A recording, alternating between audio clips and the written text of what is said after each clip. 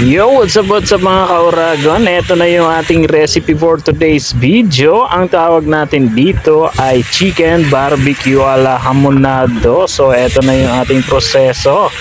And i-stir fry muna natin yung ating chicken. Kita nyo naman, ayan, ang ganda ng ating pagkakagawa, quality. At ayan yung ating pinagbabaran kanina. Igisa na natin yung ating sibuyas at bawang. Ayun, mabilisan lang, ilagay na natin. At pagkakulo, isunod na natin yung ating manok. Durugin muna natin yung ating pampalasa. Sikreto lang. Kalamay yung tawag dyan. Kalamay kung tawagin sa amin sa Bicol. Dito naman ay panutya. Pwede rin kayong gumamit ng asukal na pula kung meron kayo. At eto na.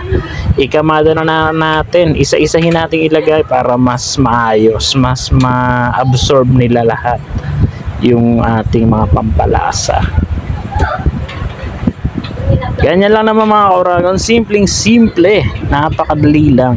Yung nagpatagal lang naman sa atin ay yung pag-stir fry ng manok natin. So, ganyan, ikamadam mo, tapos hihintayin lang natin yan kumulo pagka lagay natin. Papakuluan natin siya, tapos after that, babalik ta rin natin. Panoorin nyo lang mga kauragon, basic lang naman yan. Kayang-kaya nyo yan.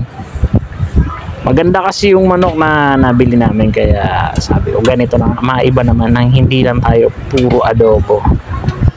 Ibang recipe naman nang maiba naman sa panlasa natin. At ayan, takpan natin para mas manuot yung lasa at mas ma-absorb at maluto rin siya ng gusto. Kasi mahirap yung hindi luto. Mahirap yun. Ayan na. Dahil kumulo na, balik ta rin natin. Ayan, kita nyo naman, oh. Ang ganda, pula, namumula.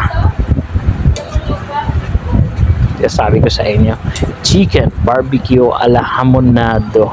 Ayun, shining and shimmering, you know. At tatakpan uli natin yan para maluto nga ng gusto kabilaan. So eto na siya. Ayan na, medyo nag-simmer down na rin yung ating sauce, yung ating sarsa, at medyo malapot na. Hahanguin na natin yan. At dadako na tayo sa pinaka-exciting part mga kauragon, yung ating tikiman time. Eto na, dito muna tayo sa presentation. Ayun, ayun. Nakita nyo na ba yan sa in-upload ko? Ipapakita ko sa inyo yung mga taga-tikim natin. So, that's all. Thank you and paalam.